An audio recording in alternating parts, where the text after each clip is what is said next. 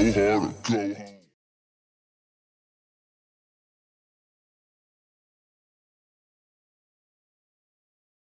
What is up, guys? What is up? What is up? I hope you could hear me. It looks like you could hear me. Alpha, what's up, dude? You're cooking some steak on the grill. What kind of steak are you cooking?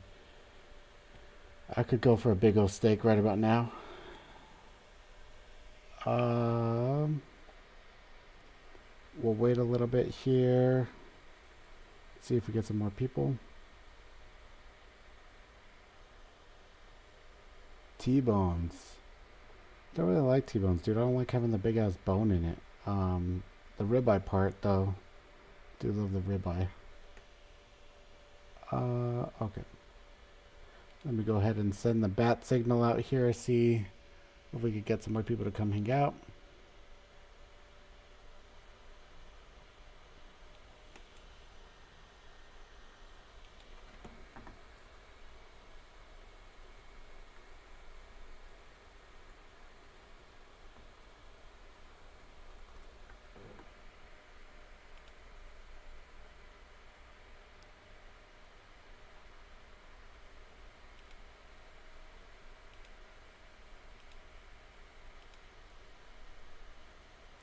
Alright, so what we're talking about here today, and I'm going to put on like some background music here so this isn't so, and let's see if we don't get demonetized today. That would freaking suck.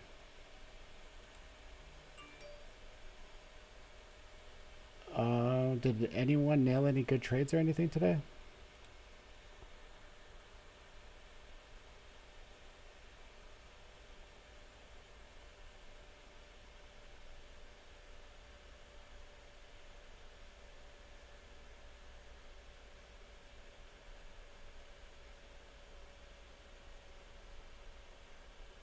Um,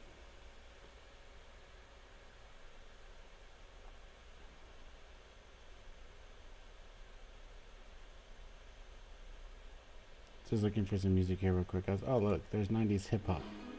Oh, no, that's definitely going to get me demonetized there. Give me a second. Oh, sorry. I hit the D button. That's my hotkey. Okay.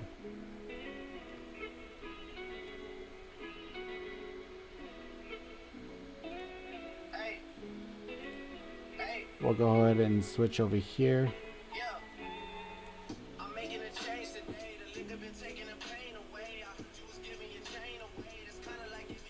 Alright, actually real quick, guys, I'm gonna be right back.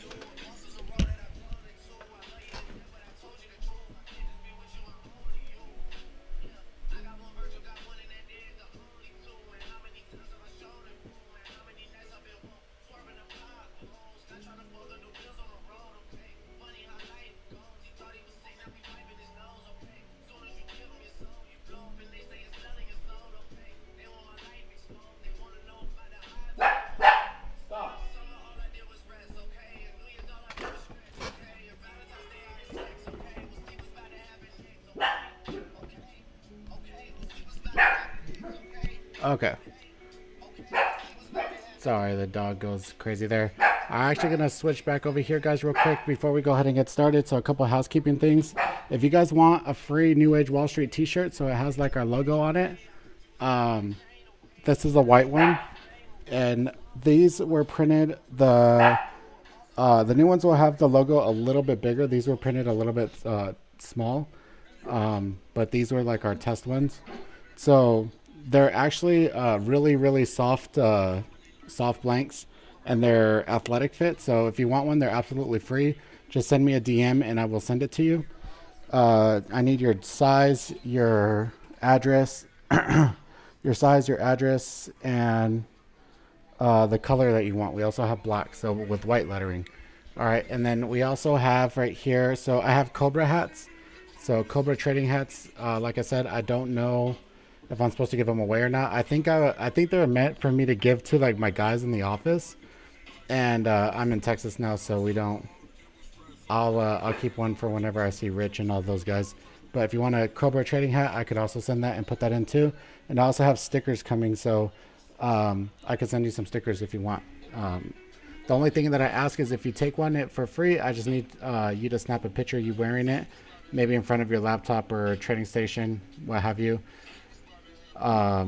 Preferably someone take a picture of you. Please don't take a selfie in the bathroom, so I could use it for a little bit of marketing, okay? Not a good morning. Shouldn't have traded since I didn't sleep enough. Bro, those are the hardest days whenever you have like something else going on in your like personal life, and then you know that you shouldn't have traded. Those are some of the hardest losses. Okay, so that is the first thing. And then also so tomorrow we're ending the lifetime membership. So $347 for the lifetime membership for one payment. If you do two payments, we'll do $199 each. So you save a little bit of money doing it like that. And you get access to our chat room, which is in Discord. So 24/7 live Discord chat room. And then you get access to watching me screen share every day and trading alongside with me. Right now, we have been given some pretty awesome calls. So I put a few of them on Twitter. So I think I did DDOG and Wayfair. Right now, I'm currently in Unity software, so ticker symbol U. But you also get pre-market watch list and game plan every day, and then call outs for swing trades, momentum trades, and stuff like that. And you get access to our strategy. So we have a full study book full of strategies and also technical indicators. So not just my technical indicators that you see me trade with, but we also have a bunch of them if you want them to match more your trading style. So, and if we don't have them, a few of us do code in the room, so we can make you what you need. And then also as well, we have twice weekly member meetings too. So on Wednesdays and Sundays, we have member only meetings. And so you get a little bit more direct attention at that time, me working with you and stuff like that. And then you'll get personally onboarded by me. So you get personally onboarded by me to get you started off on the right foot. All right. So free t-shirts. I do have hats coming. I think I'm going to have to sell the hats I'll sell them for pretty cheap at first.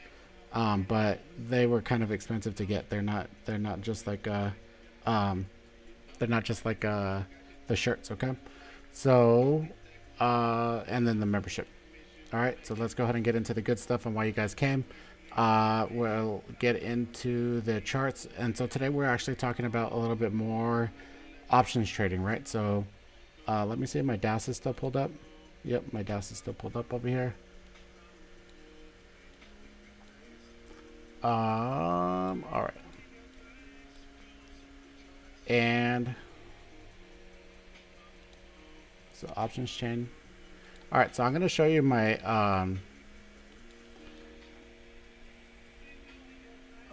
let's see my options. Yeah. My options chain here for, on DAS, and you're going to see the paper trading account here and where it says account. Obviously, I don't want you guys stealing my damn account number, okay?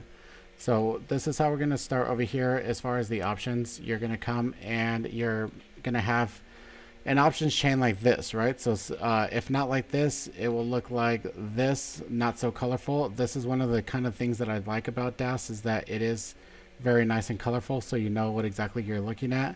You can see that you can see right here that all the blue is in the money, the yellow is out the money. Same thing with the puts, right?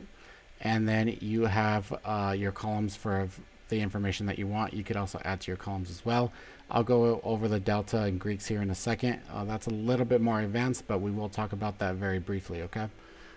If you have questions, put them in the chat, and then I'll answer whenever I'm done. I'm done kind of giving my little spiel here, all right? And also, if you can, leave me some likes. Go share the stream on Twitter. Share it with your grandma. I share it with anyone, trader friends, so they could come and learn a thing or two about a thing or two, okay? All right, so this is typically what your option chain is going to look like. You put in your ticker symbol. You're going to have the actual underlying ticker price. This on the DAS you have if it was the the last transaction was done on an up or down tick. You have the prior day close price, and then the volume for the day that has been traded. You have the level 1, so the last price that was actually enacted. Excuse me, this is the last price, and then right here is the bid and the ask on this, all right? You could make this also so where it only shows the puts, you could only shows the calls as well. Now all of these are going to be pretty much the same. All the strike price is going to be in the center, okay? So your strike price is going to be in the center, and the strike price is typically, when you're picking a strike price, it's going to be the target that you want the underlying price to get to, right? So before we started just trading premium and trading momentum with options, it was that the price had to be above or below that price in order for you to be able to exercise your options and turn the option contracts into actual liquid, not liquid, but like actual shares of the company, okay? So with that being said here, you could, a lot of option chains will allow you to configure this to where at the money how many strikes that you have, and by default DAS does 30. You could also make this to where it does show a lot more, okay? I usually have them all shown. It makes it a lot easier to kind of get going. You'll have somewhere like where there are different tabs in some type of way as far as the expiration price, right? Or excuse me, yes, as far as the actual expiration dates, I should say. So this right now here on the SPY is going to be for Friday, which is tomorrow, then Monday, then Wednesday, and then Friday. So the SPY has expirations on Monday, Wednesday, Friday. SPX is every day now, I do believe. And then most actual tickers, so like say like Tesla, right, is going to be weekly. So you have tomorrow, the 12th, and the 19th. Now, you have when you're looking at your options chain, you also got to be aware of there are weekly strike prices, and then there's your monthly strike price. So the monthly strike prices are going to be a little bit more, that's where the bigger players are going to be stacked up at. And if you're taking a swing, that's more than likely where you want to be placing your trade on the monthly contracts and not the weeklies, okay? So your theta is not going to be as affected as much as if you do that. So that is something that you want to take advantage of, and we're gonna go over theta here in a second. So expiration dates here, you go through them, right? The further away from the current date you go, let me silence my phone here. The further you go away here, the further you go away from the current date, the more expensive that the contracts are going to be, because there's a lot more extrinsic value. So there's a difference between intrinsic and extrinsic value when it comes to the options. The intrinsic value is the actual value of the contract according to the actual price that it's at. So extrinsic value is also adding the time element. So if you have more time in order to be correct for the price to get to where you want it to be, then that is going to be more valuable than something that expires tomorrow and that is very far out the money, okay? So, get it? Everyone good? Leave me some thumbs up if that makes sense. All right. So then you're going to have the way that this is organized here is that you have puts on the left and you have calls on puts on the right and then calls on the left, okay? The way that I would, and from time to time I still mess this up where I buy puts instead of calls, and I mean to do it the other way, but from time to time I still do this where I buy the wrong one, okay? So the way I would remember this in a call is when you buy to open, right? So just buying to open, that's all we're talking about here today. When you're buying to open calls, you're making a bet that the ticker is going to move up. When you're buying to open puts, you're making a bet that the option price, or excuse me, the underlying price is going to move down, okay? So it's going to be less expensive. So with that being said, the way I kind of remember that is like it puts, like you put something down, so you put it down, right? You're betting on it to go down. Calls, you call someone up, right? So then you're betting to go up. Is just kind of my own little thing I made in my head on remembering. And then puts on the right, calls on the left, okay? Every option chain will be like that. No option chain is going to change that at all either way, right? That is very standardized. On here you have the last price of the transaction that was made here within those that strike, right? The change amount on the day, the bid, the current ask, and then I also have in this one here, I have the open interest and then the volume. All right. So the volume is the amount that is actually traded in that current session, and options do not trade pre-market or after hours. Okay. Actually, take that back. SPY does. You are able to actually trade contracts on SPY 30 minutes after the bell, up to 30 minutes after the bell. Okay. So the volume is the traded in that session. Open interest is the current amount of contracts open at that strike price. So right here, say these are 910s here. We're looking at Tesla. There is 4,900, more than 4,900 contracts open at 910 right now, calls. We're going up more towards like at the, oh, what did it change all kinds of colors? It didn't, where did the yellow go? Anyways, so if we come up here more towards 935, 935, which is kind of at the money here, there is 6,000 here open interest, 3,000 at the 935, and then 5,700 at the 930. Okay, same thing here on the put side is it's going to be outlined exactly the same. Okay. Cool. So here's kind of like your level 2 here for your object contracts. A lot of if you trade like on Webull, Robinhood, things like that, you're not going to have that. That's why you need professional tools in order to be able to take trades. Right here you have this Tesla, the contract that you're trying to put an order in for, and you have the prior close of the actual contract price, the high and the low, right, of the day, the last price that it was traded at, the percentage and dollar amount move, the volume that is traded in that actual contract. And then right here is where you you pick how many contracts that you want to trade. On DAS, you could put a preset amount, or you could put a preset amount, and when you press the P here, that will change it to your actual position that you have in here. You could change the price of whatever price you want in here, and then you have this temporary, and then you can lock your whole montage so you can't do anything. Nothing will happen, and obviously the market's closed. Nothing is going to happen with that going on. Okay. So this, like if I'm starting to get FOMO or like over trading in the day, sometimes I'll just lock my montage here. So then it takes me a little bit more effort for me to be able to place trades. Here's your route to the market. You could place market. You also have limit orders, stop orders, smart market, smart limit, and then the different actual routes on the way that you want to send it. If you want to maybe provide liquidity to the market instead of extracting liquidity from the market. You're not going to play with time in session very much because options only trade during the actual session. I mean, I could see where you would put maybe the order's only good for 10 minutes. And then if it's not after that, then you just don't want it to get filled. You choose your account, and then right here is your contract. So say like you put in like 20 contracts, right? And then in here, you're basically telling the market that anything of this 20 amount, just go ahead and fill it.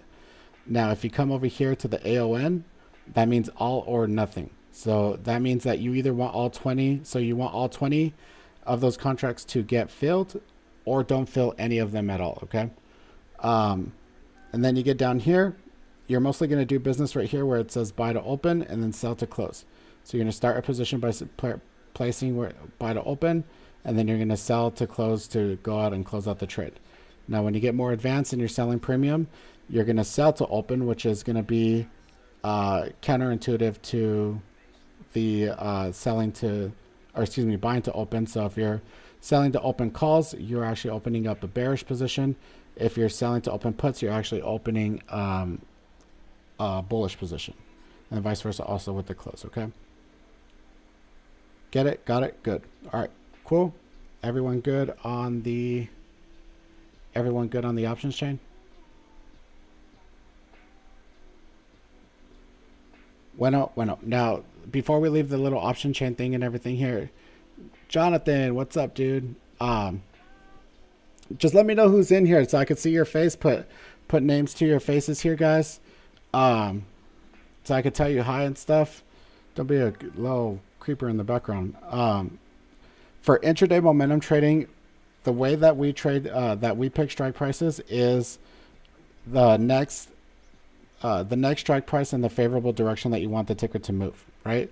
So we'll go ahead and move this to the side, and we'll kind of pull up a chart as to one that traded really well today. So someone said Microsoft traded well today. I haven't looked at this chart today at all. So, but I don't really see the setup here, but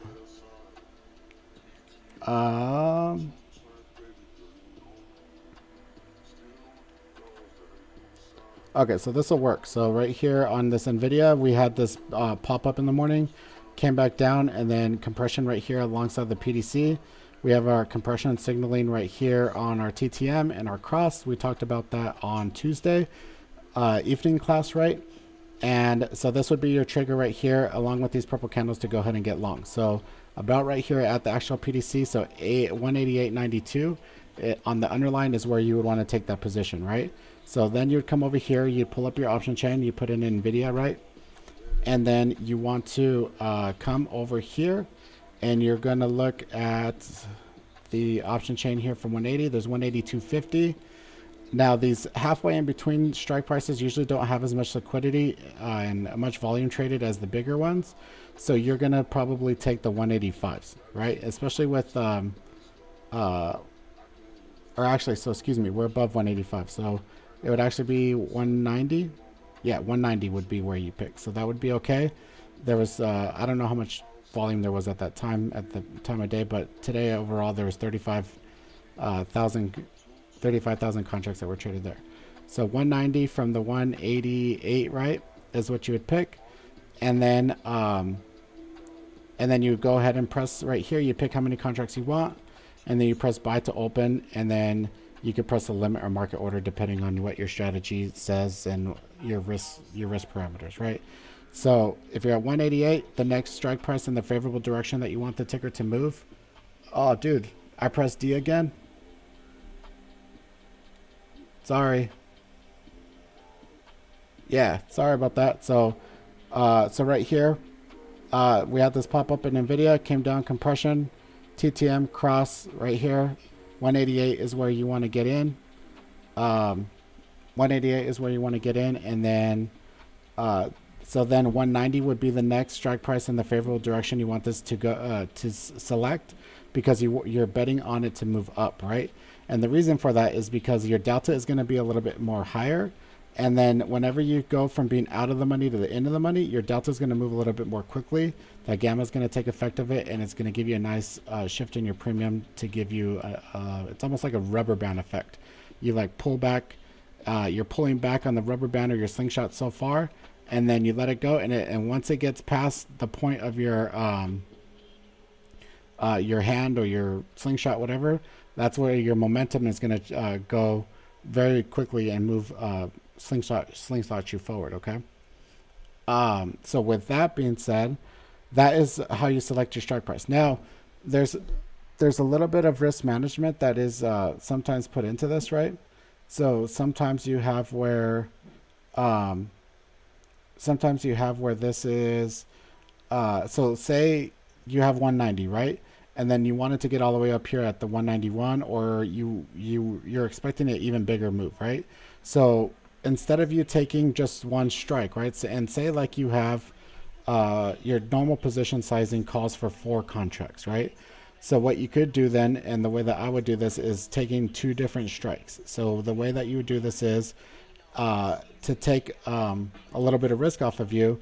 You take 2 contracts at the 188 right here. So you take 190s at the 188, and then you would take the 192.50s onto as well at the same time, okay? And so the reason for this is because then whenever you get up to the point of resistance, say we get right here, but you're expecting the move to come to 193 or 195 or something, you know, crazy, right? Obviously today was a little bit more choppy, but So then if that's the case, then what you're looking at, um, then is that once it gets up to this point of resistance up here, right, then you're going to sell your 190 calls, right? So you're going to sell your 190 calls. You're going to go ahead and be in profit on those, and you're going to be a little bit in profit on your 192s, right? Now, are you going to be sweating as much if you don't make money on the 192s? You could risk to pretty much break even then at that point, right? So if you risk to break even at that point, then you already made money on your 190s. You don't really care about the 192.50s, right? And then so then what we're waiting for is to go above the 192.50, and that gamma is going to take effect once you go from being out of the money to in the money again at that 192.50, right? Once we pass that point, then your delta is going to move a little bit more quickly. Now, the way this also manages your risk a little bit here is that you take two different strike prices. At this point, your delta is going to be a little bit different. So we'll come over here and just kind of, I'll show you what the delta is. So NVIDIA, it is hot in here, guys. Oops, trade. Oh, we already have it right there. So NVIDIA. So we come over here to our 190s, right? And so our delta is 67 at the one. Say so. Yeah, so because it closed there today, but say we're about this price, so it's going to be about 67 or so, about close to 50 at that point. And then the one that is out the money is going to be smaller. And so this is a good example. So you see what this is 67 and this is 49, right? So if this moves against you, that your contract pricing, your premium pricing is going to only move 49 cents instead of 67 cents for the two contracts that you took at the higher strike price, right? So you're actually saving a little bit of money if you actually get stopped out. As to compared, like if you took all four contracts of the 190, all of those are going to move at this ratio of the 67, and then you're going to lose a little bit more money at that point. Does that make sense? So if you're unsure, and then you're trading maybe with a small account, or you're you're trying to get a bigger type move, maybe something like this yesterday, right? So like this the SPY yesterday, right? So you have this nice compression, and you know that if we get above 412, we're gonna make a pretty nice move, right? And so hey, HBT. So if we if we break this 412, we're gonna get a nice move, right? So say like for instance we come over to the 3-minute, right? And then it doesn't really get purple candles right here, but we'll come back over to the 5. So you have your TTM right here showing compression, and then your cross right here. So your entry would be at about this 411.52, right? So then the first strike price that you would pick is the 412s, and then maybe 413s or 414s, right? So then whenever you get to 414, you sell the 412s, and then whenever you get to 415, then you sell the 413s or 414s then, that once they go in the money. But if you were to get stopped out here, say this broke down right here in this point, then the ratio that those two different strikes move against you is a little bit different. So you save a little bit of money by splitting up your position into two different strikes instead of just having it all in one strike. What do the purple candles indicate? It means take the trade. Take the trade if you like money. All right, cool.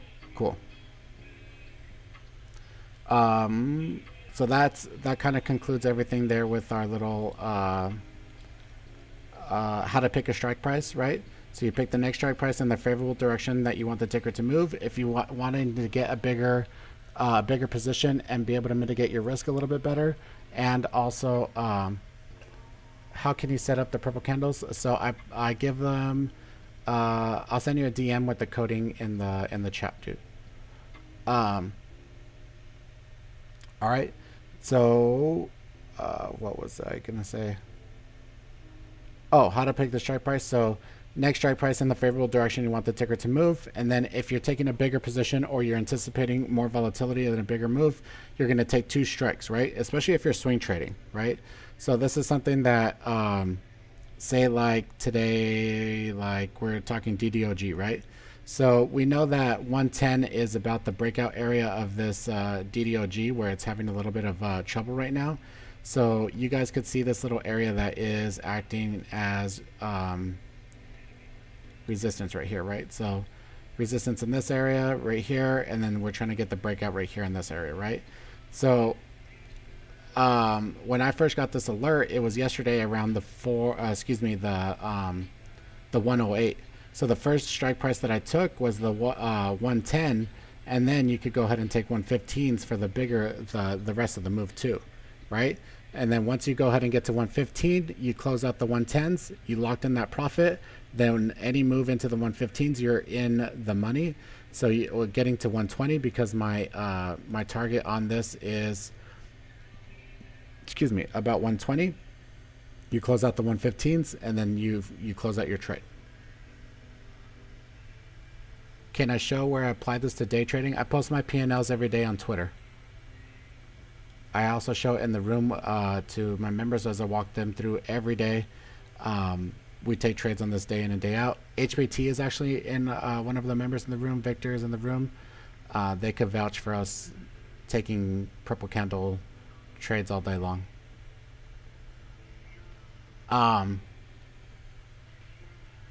Can you show where you apply this to day trading? I mean, that was an example there.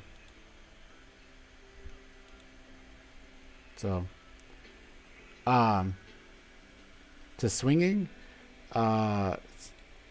so on swinging, the purple candles aren't necessarily prevalent on the, so they're not coded for that. They're more coded for the intraday momentum, but on that as well. So if you have like, say like Etsy, and we're gonna have to go back here.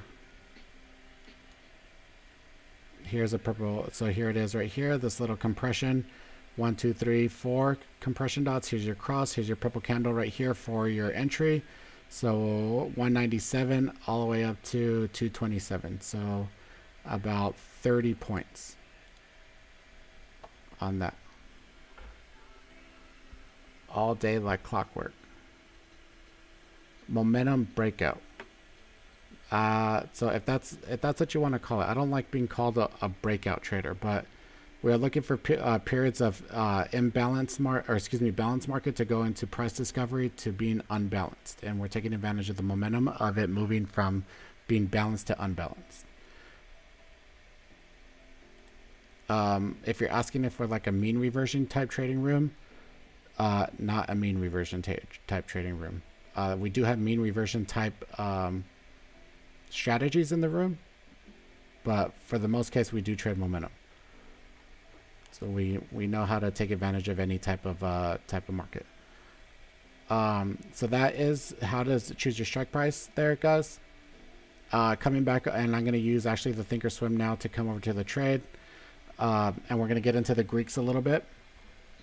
So the Greeks, especially for if you're just intraday trading momentum and stuff like that, you're not taking, you know, month out, 2 month out type positions, and then also like you know, more than a single leg type options trade, which I mean like maybe selling puts against calls or something like that.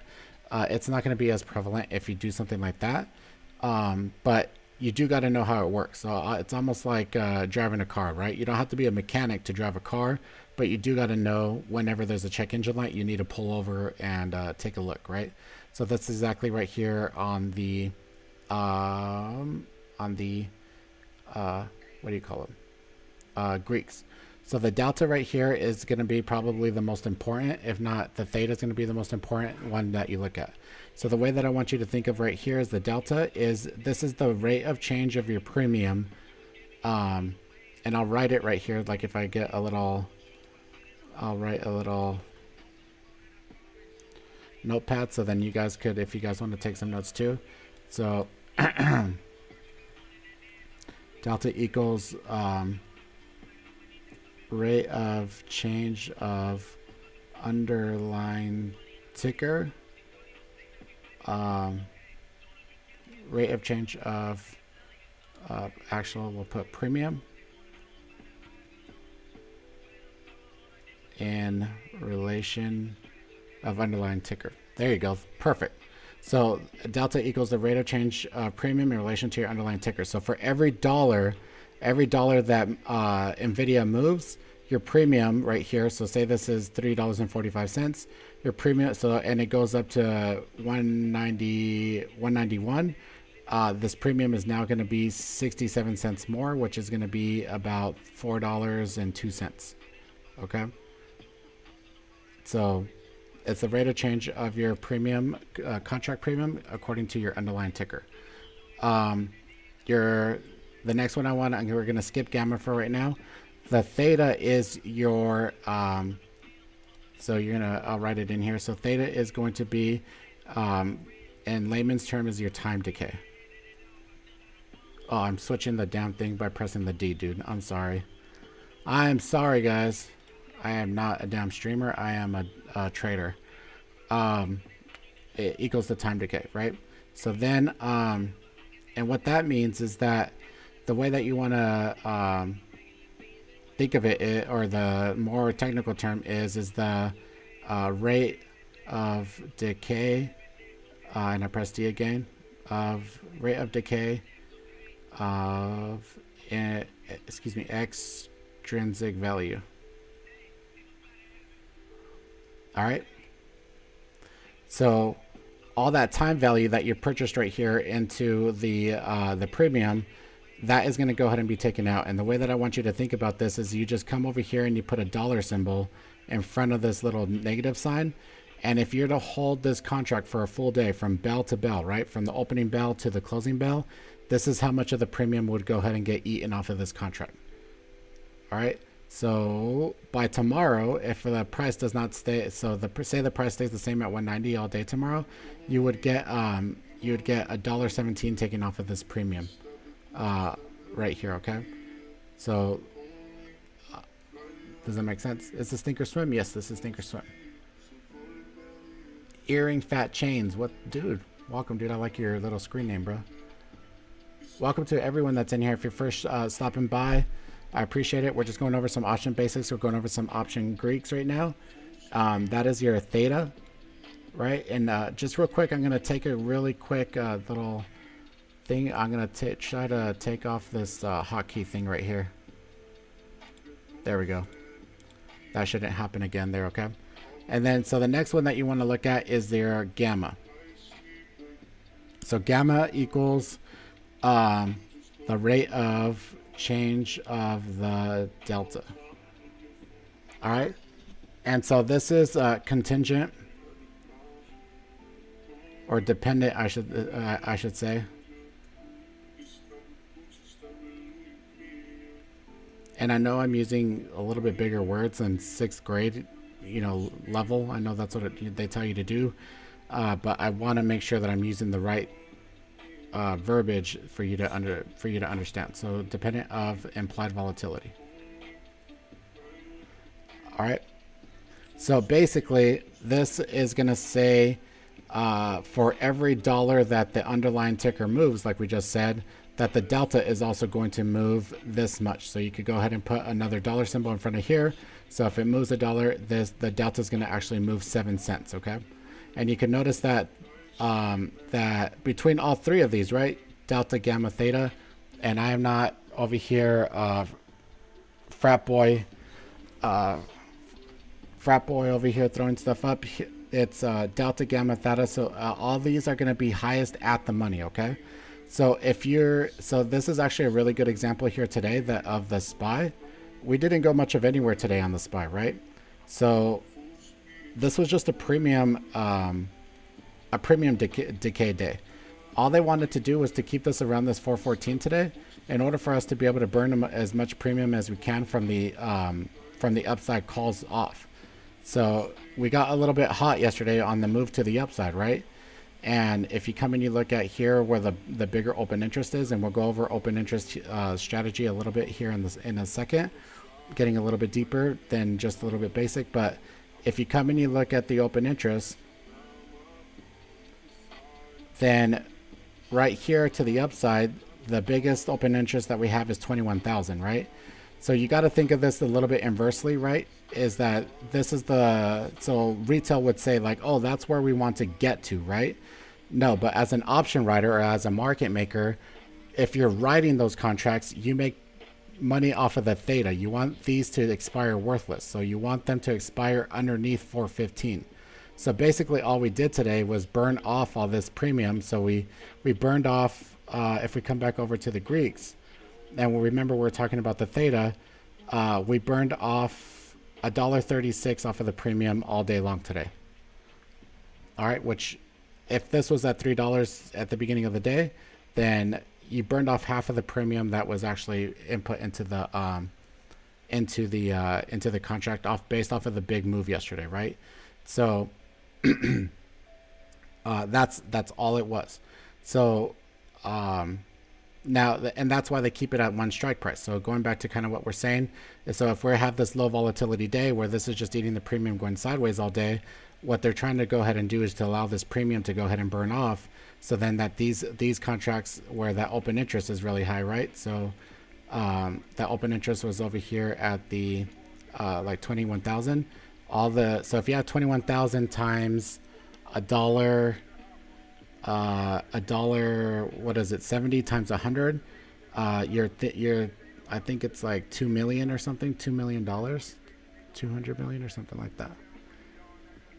Theta is for session, it's per session. So from bell to bell. Okay. So getting into a little bit of strategy there, but that's the way that you want to think about that as far as the on the gamma, okay? So, or excuse me, as far as the delta, gamma, theta, is that the delta, gamma, and theta is going to be highest at the money. So they will keep it there, so then you could burn off as much of that premium as you can. And then the gamma, like I said, so you could, this is exactly what we're talking about here. And I'm going to switch. Oh, I can't put little arrows on here. Gosh, dang it, dude. So you can see right here, this is 9 cents. And the further out further in the money that we go, right, it gets to 0.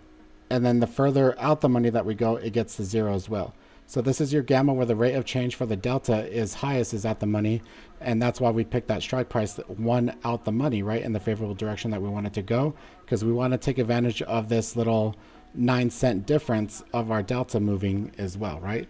So especially if you're getting into like holding bigger position sizes, 9 cents, yeah, you're going to say like, if it was one contract or whatever, it's like $9. But it makes a difference, right? It makes a difference if you start getting into 5-10 contracts or whatever, and over the course of a month or a year, it's a big difference in money that you could be making just off of strike selection and your strategy alone. Okay. Cool. Now the Vega is actually the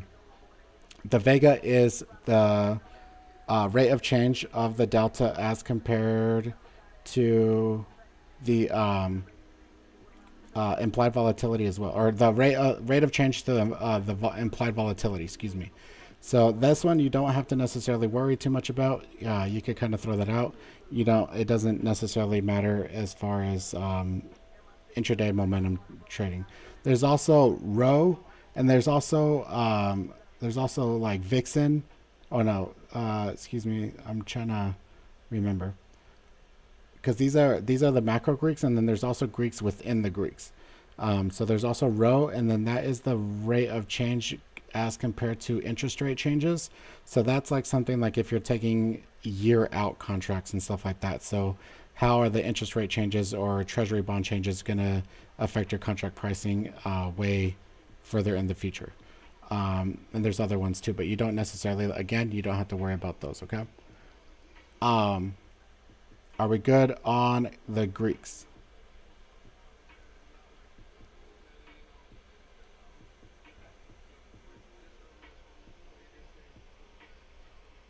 Mr. Lou.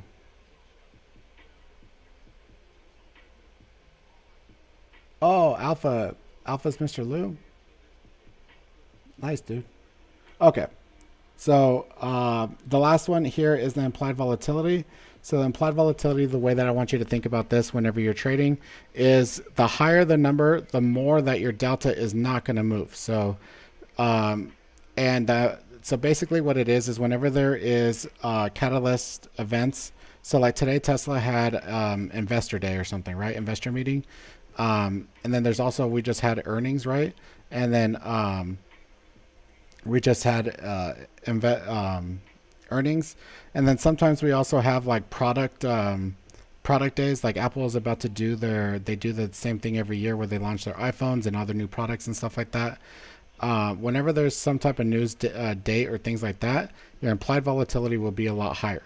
Now that means is that the market makers are selling the contracts for a higher price. So they're basically pricing in the movement of the underlying ticker. So even though the underlying ticker may be moving, it's already priced into the contracts, and so your theta is going to be a lot bigger, and your delta is not going to move as bigger. Exactly. So, and this is actually something I was thinking about recently here, dude, and we'll kind of get a little bit more into this. Is I don't think I have my flow algo up for the day anymore. I think I took it down, right? But the flow algo, here it is. So the flow algo is measuring these big option flow, right? So you know, if we look at the SPY here and we just type in this for here today, right? So these are bets here to the downside, right? These are bets to the upside. But the thing is that these are just transactions, right? There has to be a buyer and seller for every transaction. And so most of these are coming in through, yes, bigger whales or bigger, bigger traders, right? But the market makers also have to sell those contracts to them, right? And so in general, the people that are making the market and are selling the contracts have a whole lot more money than even the people that are buying these contracts, right? Because they have to be able to have the margin capability to buy those shares in case they actually get assigned those shares, right? So in that case, right, and again, we're going a little bit deeper than what I wanted to today, but in that case, if you're coming and you're looking at the high option open interest, then they're trying to keep this the price underneath this 415, because so if they keep the price under the 415, they're making all this money off of the premium then at that point, and that's how they make their money. So they want these to go to zero and expire worthless. So they have a lot more money to be able to go ahead and do that, and so they could actually manipulate the market to where, okay, you have this huge open position here on the puts, right? I sold all these puts. I need it to stay under here. So how would you manipulate the market to be able to make sure that it goes under the 415? Open question for you guys. And I know there's a little time delay on this thing.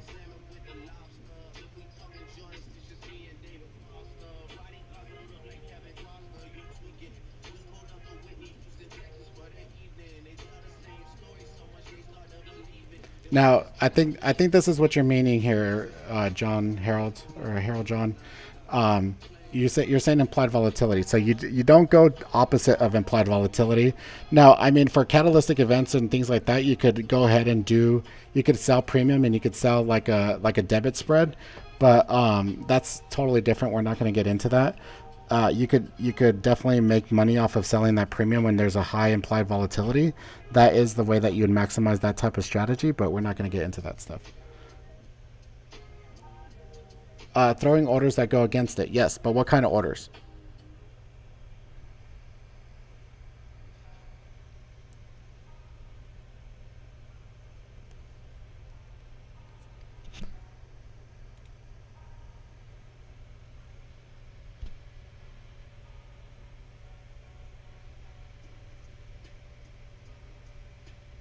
No guesses? Okay.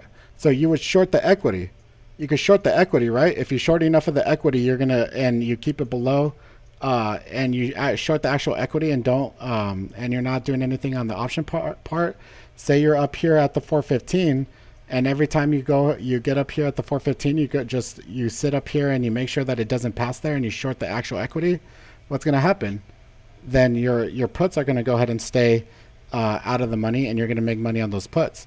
Now, on the short position as well, if you're going ahead and selling at the call wall, right? We call it a call wall. If you're selling those, then you're going to go ahead and be below that price by the time of expiration, and you're going to make a little bit of money on those as well, right? So that is the way that the market is manipulated according to the options.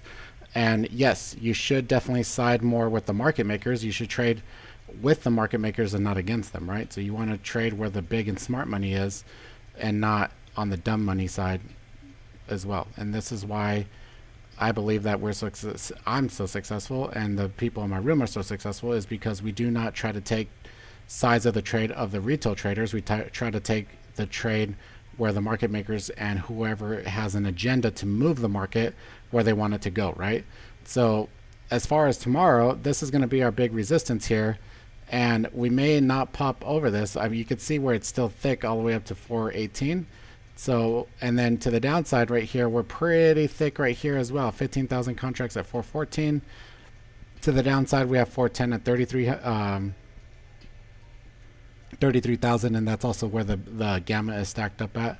I'm not going to go into that today. We'll, I don't even know if I want to give that out for free, but we will not get under 410 right now, and just put it at that.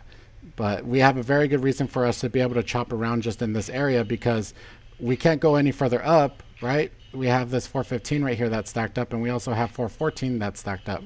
So unless another player kind of comes into the game tomorrow and has an agenda for it to move higher or lower than that, then we're kind of stuck. So we're kind of stuck. All right. So what may happen as far as going into tomorrow is that we have another kind of chop day, and then we let all that premium, go ahead and expire tomorrow, right at the end of the session. And then going into next week, we kind of look at the option chain of looking at next week, and then we could kind of see and peek into where everyone is stacked up next week, right? And so right here at the 415, instead of having 21,000, there's only 7,000 now for next week at the 415. And then we're starting to build up a little bit bigger here at the 418. So we may move a little bit more on Monday. This is actually Monday, excuse me. So on Monday, we may move up to the 418 then at that point, right? And then we're also building a lot bigger support down here on the put side for it to stay above. Doji candle tomorrow? Yeah, it could happen, dude. It could happen. It sucks. I have Monday for 4180s on the SPX, so if we don't make the move in the morning, I'm going to go ahead and just cut them. Cool. Anyone's mind blown yet? Then see how the options market actually dictates the way that the equity market moves. So these are things that, like, if you're an equity trader, you don't even think to come and look at the option chains for you to know where people are stocked up at, and people that are trading the actual underlying derivatives have an agenda on why to move the market, right? And we haven't even got to like call wall, gamma walls, and things like that as of yet. Could go sideways till vacation's over. Yeah, I mean it can, yeah. So that's that. The open interest you want to use as support and resistance as well, and that's that part of the option part. The implied volatility we went over, and strike selection, and that is about it. What's the longest a trader has stuck with you in order to be profitable? I have guys in my room that have been day one with me, dude.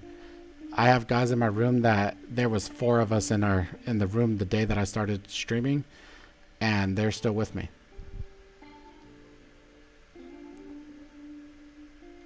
But I mean, he didn't wait that long to be profitable, if that makes sense. I think your question is how long did it take for someone to be profitable? That's very character dependent. So that's the cool thing about learning how to trade. It could be as inexpensive or as very expensive as you want it to be. It's totally dependent how stubborn you want to be and how quickly you're able to learn from your mistakes. I might not trade tomorrow, but I need to double my account by next week. I don't like that mentality there, brother, but we will definitely try. We'll see if we can get some winners, all right?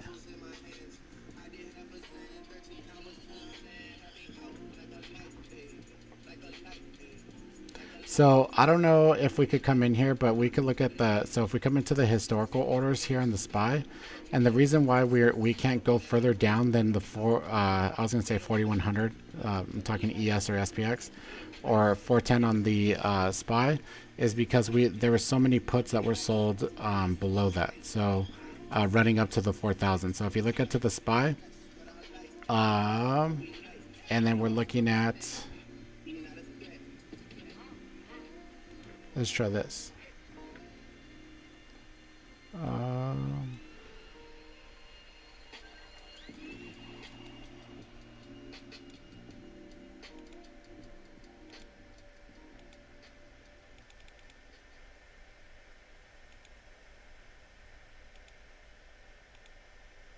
I gotta feed the streets. I'm just gonna bleed the streets. Ski mask on my face. I'm like you gotta cheat. Just stay ahead in this bitch. Drink surf like it's liquor. So this guy we've been watching right here, he was buying up these October OPEX right here, and when we say OPEX, that means monthly expiration, and also now he's extending a little bit further out to September now. But you could see this huge option premium that he's buying right here. So this is 10 million, right? And so and then down here you also have, these were June's, these are 37 million that were bought right here at the 340s and we were further down in the market than at that time. And then now here in these actually expired. So these expired here, these were 393s, and these all expired worthless. They were not, the market was not below any of these strike prices at all when these expired. Who made the, so, and then this premium right here, right? So this premium was bought for $8.44, and we could do a little bit of math here real quick. So this market maker that sold these here, oops, so there was 12,704, right? And I think it's actually going to be that 10 million or whatever. So 12,000 divided by that, and then times $8.44. So that's 107,000, and then times 100. Yeah, so that 10 million. So 10.7 million. So that whoever wrote this position, right, the market maker that made this position, their whole thing was to keep the market above this price before the expiration, and it still is, right? More than likely, we are not going to get below 357 in 2 weeks. So they just made 10 million just sitting on this. This was put through in June. It took them 2.5 months, and they made 10.7 million. So that is why we cannot move any further down on the market right now, is because there's so many big put positions on the market right now that the market makers are not going to allow it to get any further than that. And I don't believe that the big option players and the big funds and big money whales were necessarily intending these to actually go in the money. They were placed there as hedges, and they orchestrated the actual rally and squeeze that we have, and then these were just insurance in case we did continue moving down. Yes, this started the rally. This started the rally right here, and we saw it coming up for 2 months straight, where they actually very, very well organized the rally that we have right now.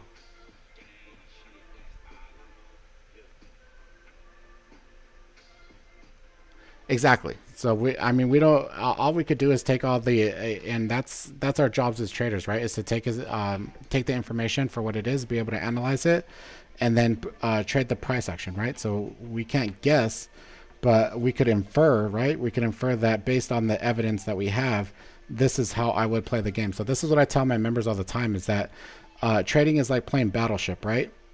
You're sitting here and you're at your trade station, right? Your laptop trade station, whatever, right? And you're you're looking at all the information that you have in front of you, and you're trying to find where people are positioned in the market. So they're ships, right? You're trying to find where they're positioned, and then be able to go ahead and run yourself alongside those people that are actually in the market, or take out the small people who are just liquidity, right? Because retail traders are just liquidity to fill the big whales and the big funds and banks and things like that. That's it, dude. That's how no one gives a shit about your $100, $500, $5,000, $10,000 that you made in a day when people are playing for 10 million, like I just showed you on the flow algo. It's just liquidity to fill their orders. So you're sitting at your trade station, you're playing Battleship with everyone else and just trying to find where everyone is actually positioned at, so then you could position yourself in a likely manner that you make money.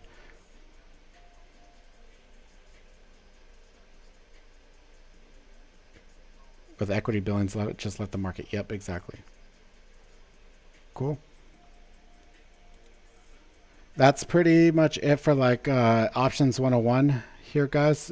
We might go in a little bit more depth, maybe some a little bit more into the flow trading, so then you guys are able to read into the flow trading as well, and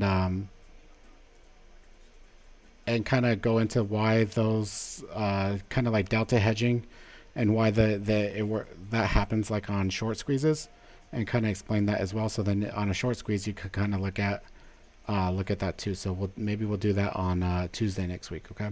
If there's a topic that you want to go over, that you want me to cover, like in one of these sessions, then let me know, and I could also go ahead and make a lesson about those too. Okay. But this is very, very big on why the option market is controlled, or excuse me, the equity market is controlled by the derivative market. GEX. I don't know what that is. Let me know what that GEX is, dude. And just kind of a little bonus thing that we're in here. So this is Spot Gamma. I am an affiliate for Spot Gamma, and they're a really cool, what do you call it? Kind of trading tool for options, and they have indicators in here, and it tells you. So say for instance, we do the S&P 500. So right here, it'll tell you the absolute gamma levels. So where all the gamma is actually stepped up at. And so remember I told you 4,000 or 400 on the SPY is absolute support as of right now. Here it is shown as the gamma on the chart. Now, the next one right below us, I told you right here is 4,100. There it is. So this is the pressure that's pushing the market up. And then here is your 4,150 right here. And this is where we're acting as resistance now at that point. Gamma exposure. Yes, exactly. And so then you could also look at it from the SPY perspective, where here's your 400, here's your 410 that we talked about, here's your 415, and then the next one being 420. If by something happening, right, say Biden died tomorrow and is very, very bullish, or say some, Nancy Pelosi, I don't know, something happened, and we got over 420, the market would run extremely, extremely hard, because there's no more upwards resistance up here in this area. But there is right now, so we have to let these actually go ahead and get to being to expire, and then potentially go ahead and continue moving up. Now, as part of this, you also know that, and looking at this, right? So, I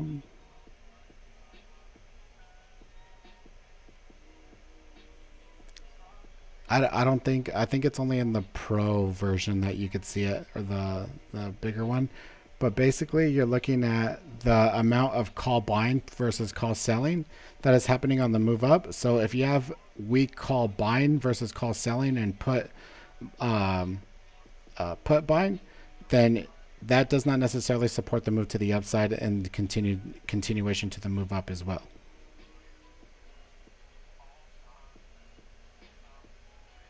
Where can you find more information on market makers? That's hard, dude, because you kind of got to figure out this stuff kind of like on your own. So If you have questions about it or you want me to go over stuff, then that's what it is. But like, you just got to think inversely of the actual positions that are being taken, right? So especially for the options, these are the people that are buying them right here, but there's also people that sold them. So the people that sold them have more money and they have an agenda where they will not lose, right? So they hardly ever lose, and they will do everything they can to make sure that they make that money, and they have more money.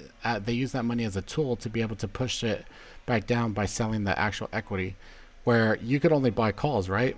Once you buy 10 contracts of your favorite ticker, that's your buying power. You can't necessarily go in and keep on buying the equity to push it up back above the strike price that you want. So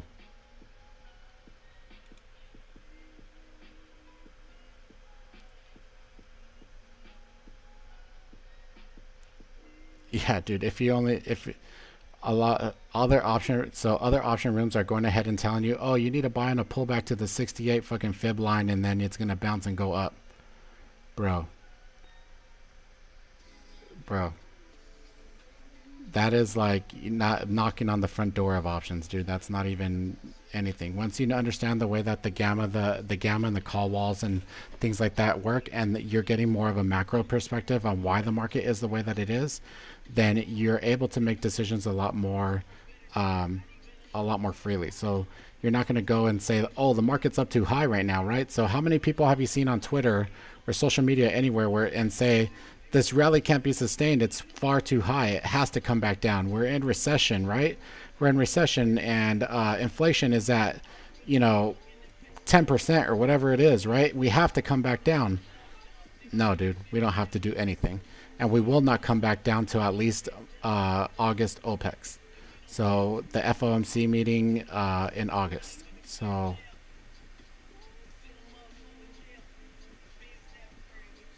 yeah. And I got some other tools too. I haven't even released and stuff as of yet. So cool. How long have we been on for here, guys? What time is it? Time to go eat. Oh, we've been on for about an hour. We are in August, yes. So FOMC is, someone tell me when FOMC is for August. I think it's August 18th or something like that.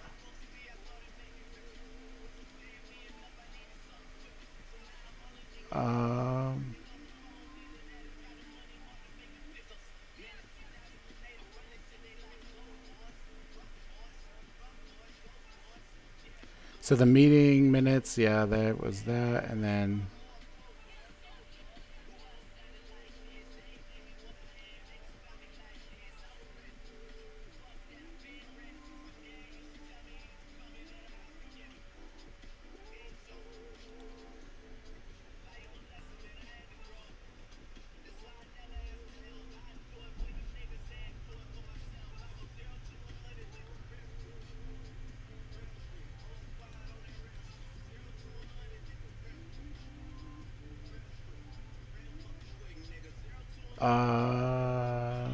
I can't find it, dude.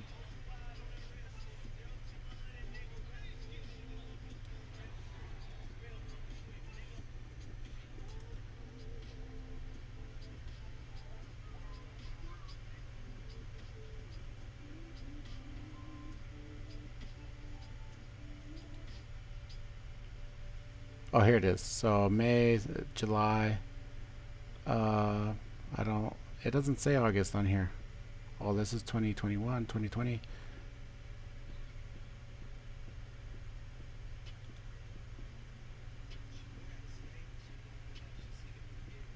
I don't know why it's not in here, but yeah, that's when it is. So, and then the monthly expiration for August as well. Okay, so let me pull back up my things so I could see what you guys are saying.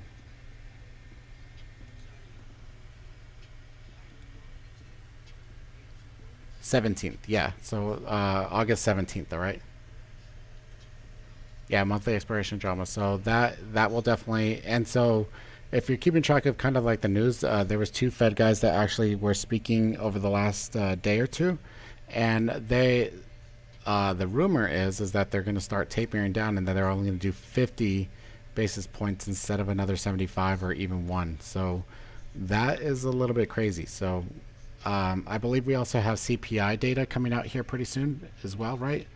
So we could come over here and we'll look at our economic calendar, and we'll do next week, and then we'll filter this to just the good old US of A.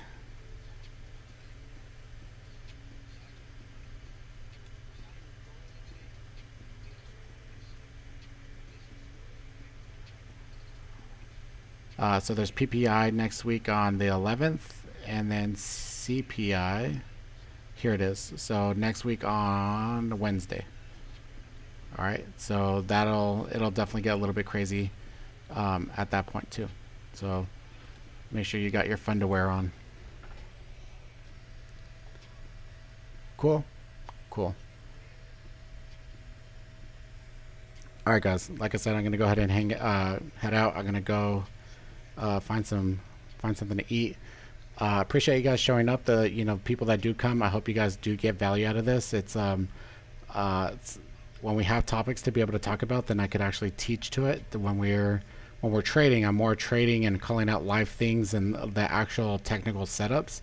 And these evening kind of classes, we go more over the why behind things. So I think that I hope that, at least for me too. So whenever I trade, I want to understand why it happens, right?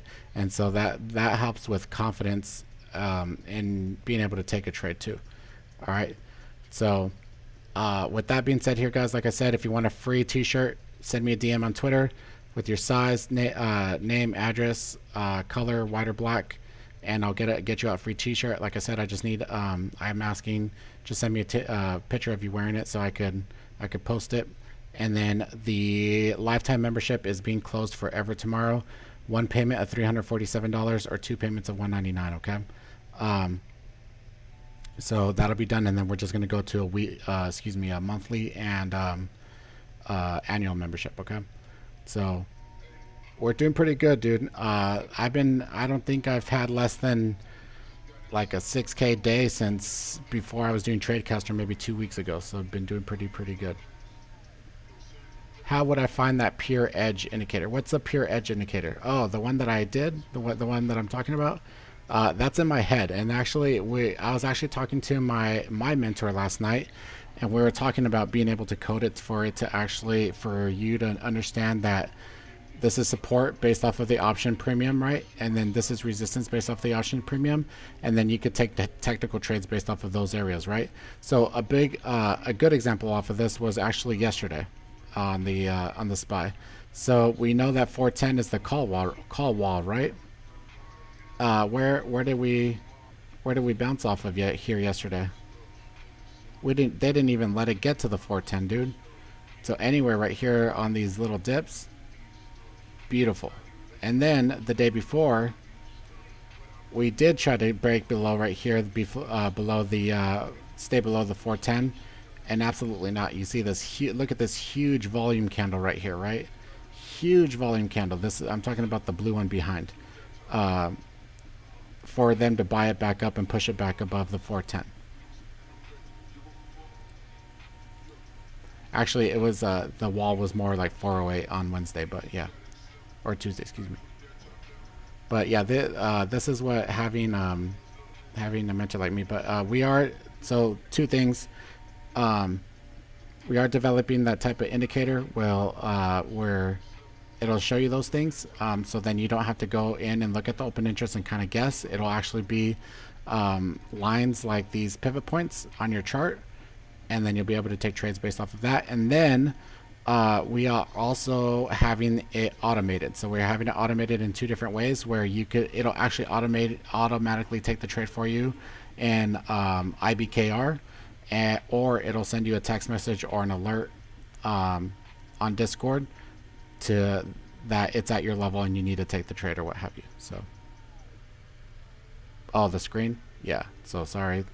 So just real quick, what I was explaining is that on this day, 410, we know that the wall is right here. Any of these dips right here, this is where you would buy.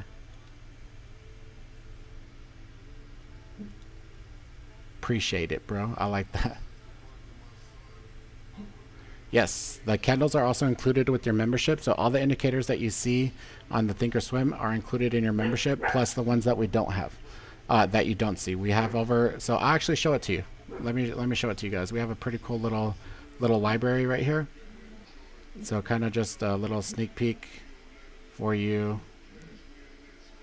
Right here. Give me a second. Start here.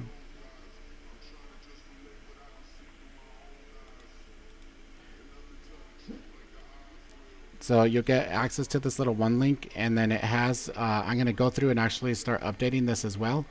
And right here, it says Nas Think Scripts. And then this will come down. And then, so this is my Think Script, the way that it's set up here. And this video is a little bit older. I do have to update it a little bit. So that's my next on my to-do list now that I'm getting the website done. So this is how to use my indicator set, and here's access to my indicators. And then you also have auto plot Fibonacci's. These were a bitch to code, guys. So please tell me someone else that has auto plotted Fibonacci's. No one has auto plotted Fibonacci's, bro. Based off a time frame. You have different labels that you could do. So there's a ADR label, ADR, so multi-label. So for like the ones I have. The bid-ask spread here, if you want to do that. Option Greek labels, so you could also go ahead and do that. And then there's also trendline MAs, the different ones that we have. So all these are available to you as a member here in our room. So here's volume indicators, and I also have another book full of a lot more. So just the indicators alone, dude, are worth the price.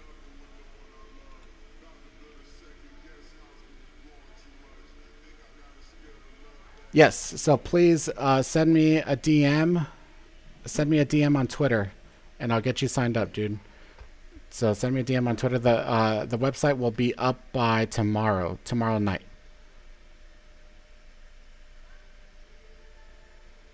So yeah, the website is down. I took it down, and we're moving a lot of stuff around. Like I said, we're making a whole new type of platform. Where our chat is going to be native, and our live stream is going to be native to one spot, and then all the it's almost going to look almost like the flow algo, where you have charting capabilities, and then all of the indicators will already be on the chart that is on there, and then you'll be able to switch between the strategies on the chart, so you won't necessarily have to load anything. You just go to the tab and it's already loaded on there. And then you also have journaling capability, like a tab like TraderSync, and a few other things. So we are building that one thing at a time.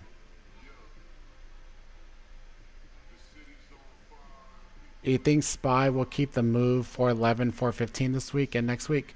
So this week for sure, dude. I don't know about next week, but it does seem that we are trying to keep it up below the 415.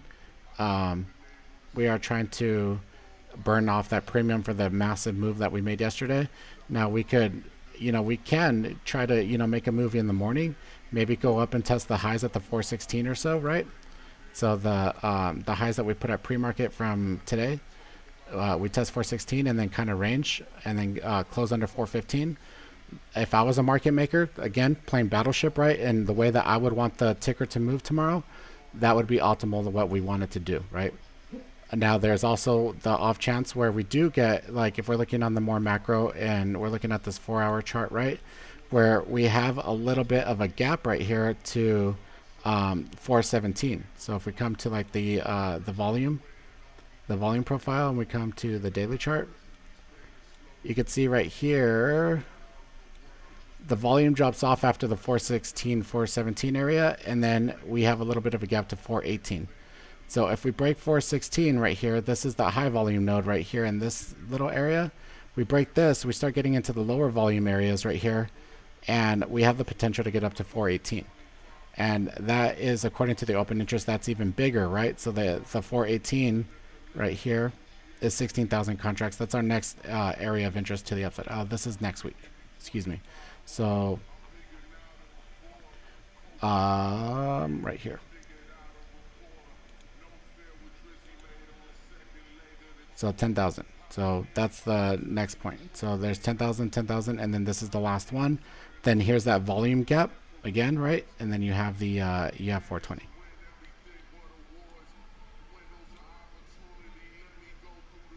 Burn Theta Thursday. Yep. All it was, dude. All it was. And so that's something that you got to kind of recognize, is that if you come and you look at the chart from the past 2 days, right? Just give me a second. Oops. This volume down here was nothing on these spikes of what it was right here in this area. Do you see that? And that's all we did. So and you got to kind of recognize that whenever you're taking these trades. Okay, we didn't break 415 in the morning. All right. And then I think HPT is still in here. Where did I say that I wanted the trade at today, HPT? We even have it recorded. Maybe I'll load it on YouTube. I said, okay, if we get a little pop, I wanted to come down here to this 412 area, and then from the 412 make the bigger move to test the 416, and we never got it. You know, we didn't even get really above the PDC, right? And the volume never came in as confirmation anywhere. We did go ahead and bounce off this area. We know that this is the area right here of our support, but we never even made it above that PDC. So when you start seeing that we're just, you know, putting in this ranging action maybe an hour into the open, just take the day off, dude. Take the day off. There was also I took one trade, I think, on Apple this morning, or maybe it was on the SPY. Yeah, I got stopped out on the SPY, and then I just I added some swing positions. Cool. Awesome, guys. Like I said, let me know about the t-shirts. Sign up for a membership. I'd love to see you in the room. I will onboard you myself over the weekend if you sign up by tomorrow. Get you all the indicators I'll put into your Thinkorswim and everything. All right. So we'll see you Sunday. So Sunday we will see you for Sunday Stockcast. We'll make a pre-market, or excuse me, weekly plan and watch list for the week. Okay. And answer questions just like I did today. All right. And we'll go over what happens tomorrow. So that'll be the next time we meet, and we'll go over, you know, kind of our analysis if it came true of what we talked about today. Okay. So either you could tell me you're a freaking idiot or you're a genius. For you, what's the best option to write it? I don't ask your question one more time, dude. A little bit more clear. Once I saw we couldn't break a new high or low after 11, just walked away. Yeah, so I don't know what time zone you're in, dude, if you're on East Coast. But yeah, my time is usually around 10 o'clock Central. So 9:30, 10 o'clock Central, if the volume drops off and we're not making any type of move, it's gym time. And we even have an automated message, a bot in our Discord chat, and it actually tells you. So it just reminds you. Exactly. So same exact time I stopped, dude. And most of the time I start giving back, even if I'm up then around that time too, most of the time I start giving back profits. So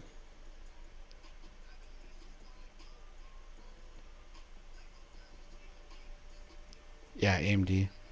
All those, dude. All those moved really, really strong. I mean, we need to be able to digest those moves and let those premium pricings cool off a little bit. And I mean, some of those moves are up, like Shopify, up from what, 29 to 40 in a few days or a week. You know, we kind of need this little break. So what for you, what's the best option to ride SPY this week?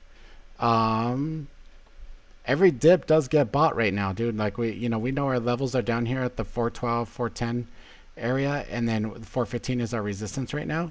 So I mean, any dips down in this area right now is you know, I would be looking at buying those dips. So that's just and the reason I said the 412 today, so what I based that off of was that this was the triple top that we had put in right here, 1, 2, 3, and then so the old resistance turned into new support, and that's exactly where we bounced off of here today. So now we've kind of validated this point as new support, and then we will see if we're able to stay above 415 tomorrow. 398 eventually. I think it's inevitable, bro. I think it is inevitable. But we'll see on this FOMC. Oh, this is also a thing too. So the Fed has not done any type of quantitative tightening as of yet. And so what that means is in their portfolio, they were buying a bunch of stocks and stuff to be able to support the economy during COVID. They have not started selling any of that. So that's something that, go ahead and put that in the back of your head and think on that too. So, all right, guys, I'm going to leave you on that. You guys have a great rest of your evening, all right? We'll catch you guys later. Go home. Every day since birth. Out here putting in work. Every day since birth.